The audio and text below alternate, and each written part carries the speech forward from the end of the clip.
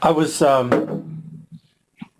was reading a Bible verse, and I don't have it on me. It's off the top of my head, but it was a parable. It might have been the Old Testament actually, or actually it's I think it's a New Testament, and maybe some of y'all can text me and remind me which one it is. But it's the one where the master doesn't invite the servant to come sit at his table and eat.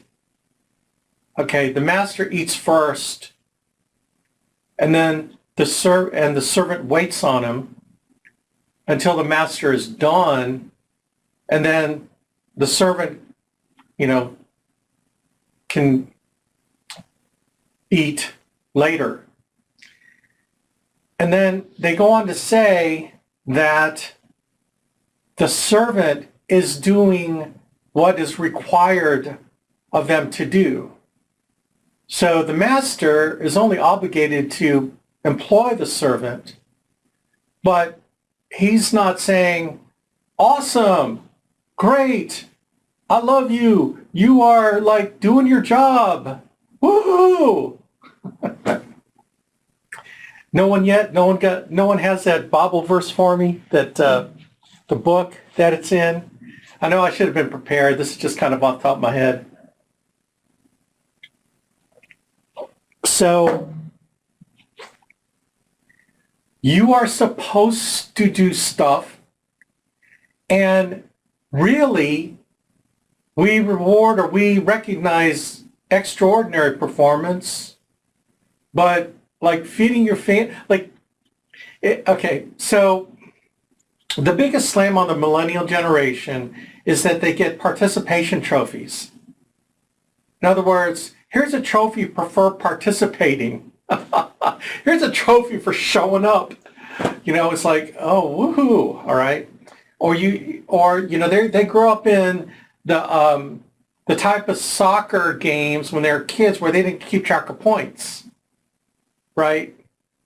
So I love when Jeff Bright talks about this, where everyone is special. Everyone's special. They make everyone feel good for just showing up. And it's like, so there's sort of a couple things going on there. One is, man, you have to fight. You got to work. Okay, it's great you're you, and we appreciate you, but what are your results, man? What are your results for your family? And man, at a certain point, you got to measure results. What are you producing? Like, what are you accomplishing?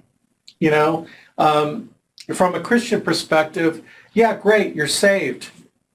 Oh, I'm saved. Okay, so tell me what is your life doing for that gift you've been given? Okay. So you've been given a grace. Now what? What do you do now? Sit around? It's like you've been given the grace of this business coming into your life. Now what do you do? There's being in the business and there's doing the business, right? And what I love, what Andy talks about, he talks about doing the do. It's like it's doing the do. Selling, recruiting, and building. And, I love that you're showing up for hotspot meetings because you got a shot. I love that you're showing up for functions because you got a shot. I love that you're listening to the TWC and the activity call. You got a shot. But there's a certain point where you got to take this business from membership club to results club, moving up the commission levels, moving up the builders levels, accomplishing. And that's kind of, in essence, what he was talking about today is like, what do you do with your time? How do you get unstuck? How do you move forward? That's all, that's all up in your head. But here's what I found. If you believe more, you'll do more. So like if you're truly a believer, okay, you are going to manifest that belief in your life. Like if you're, truly proclaimed to be a Christian, if there was a fly on the wall watching you, could you be convicted of being a Christian by what you do, what you say to other people, right? What you, who you are to other people, to the kindness and compassion you show to other people, by the generosity that you give away without expectation of return. Do you live that belief? Okay? Because if you're a true believer, then you would live that out in your life. And that's kind of that whole, faith without works. Okay? Now, you don't merit grace. Grace is not merited. Grace is, like I said yesterday at the conference call, unmerited favor. So if you've been given the grace of realizing the state of your soul, then are you acting it out? So there's some question, and there's theologians that kind of debate this. Do you believe by what you say, or do you believe by what you do?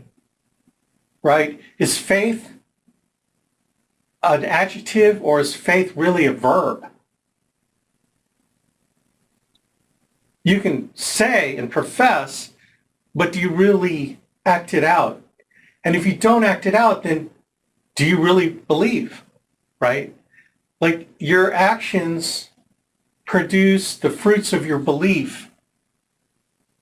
So when Andy says, let me see your calendar, then that shows me how much you believe. Because if you truly believe that this was going to work and be the thing that God put in your path to get you out of your situation and get you to go after a life of purpose, a purpose-filled, driven life, then show me what you're doing. Show me your calendar. Show me the results you're producing.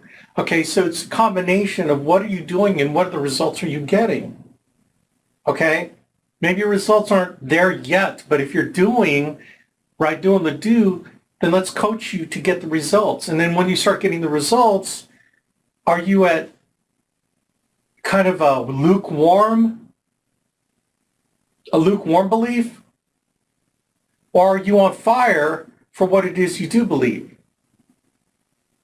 Okay, so do you believe that there is a difference between someone who's lukewarm versus someone who totally believes? Now, what did God say about lukewarm people? He vomits them out. He vomits them. The word is vomit. It's, all mothers, they know the cupping motion. When their kids are vomiting, they go into cup their hands mode to catch it. That's the mother move. The father's move is to get out of the way. Right? The father's move is to get the heck out of the way. Right? So, vomit. That's a revulsion like no other revulsion. God would rather have you be cold and not have to worry about you. But if you're lukewarm, he's going to vomit you out. So show me your calendar and we can figure out if you're cold, lukewarm, or hot. So I think that's kind of a checkup from the neck up with what you're doing, because what you do tells me what you believe and how you believe what you believe. All right?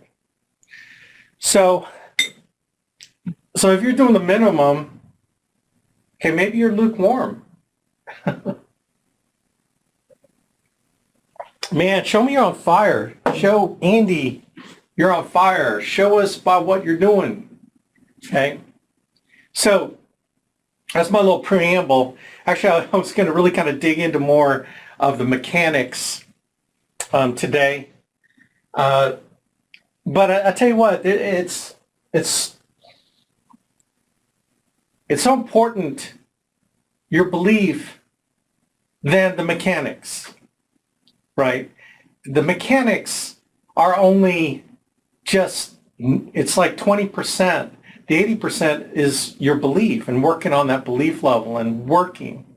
And you don't sit around and wait for you to suddenly get this revelation from God that I believe now. Your belief is built on working and failing and getting back up and getting coaching and then getting back out and getting back into the battle again. Belief is built every time you get up, right? Faith is built when you're knocked down. See, faith only comes from adversity. It doesn't come from success. Faith comes from adversity. When you're knocked down, that's when your faith is tested. When you get back up again, that shows me how much you believe, right? Your belief is the action of your faith.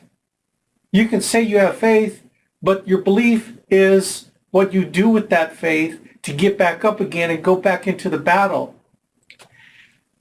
See, this is like a video game.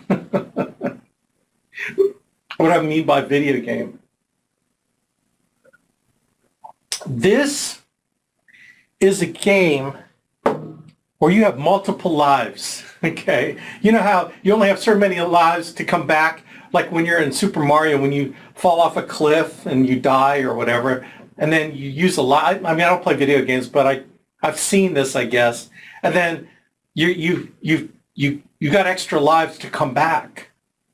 Well, in the game of life, beyond real death, is that you have multiple lives. So if you get shot back down, man, another life is activated. Okay? Get shot down again, fail, boom, another life is activated. You always can tap into unlimited number of lives if you're willing to get back up. And that's where faith and belief work. It works in failure. It works in adversity. It works in the most seemingly desperate times in your life. That's where faith and belief work, right? And so wherever you're at right now, gang, wherever you're at right now, this moment in your life, there are a lot of things that you can focus on that could just get you depressed. Some people have to take pills for that, right? But here's your pill. The pill is the alliance. The pill is the hope you have through what our opportunity will do for you, to build your belief in you. See, the most important belief that you can have is in yourself. You need, number one, need to believe in the alliance. And I think we've given you everything to show you that the alliance is working. Okay, you need to believe in Andy Albright. And Andy Albright, more than just proved himself to what he's doing and working and giving to make this opportunity for you and to make it the best opportunity for you. You need to believe in your growing up line who's here for you, that you can talk to, that you can bring negative stuff in your life up to, that you can be the pressure, they can be the pressure relief valve for you, and believe that they're there to help you. And if it's not your immediate upline, you go far enough up, you're going to find someone that cares and someone that will listen to you and someone that will help, right? But the most important one is you.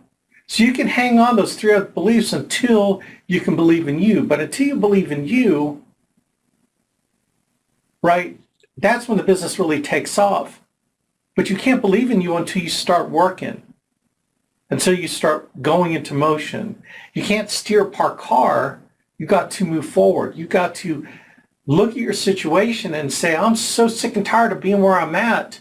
I got to do whatever I can do to move forward from it. Right?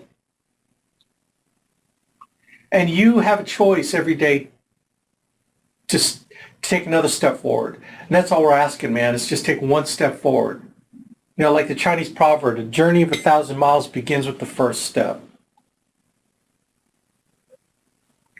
So all I'm asking, all Andy's asking for you is to make that next step. What is the next step? What do I need to do next to get myself moving where I need to go, where I want to go, right? So maybe that's why I talked about the marriage thing yesterday.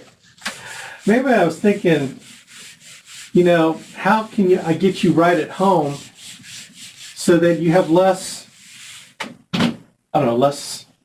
distractions, less stuff to worry about, whatever. All right, so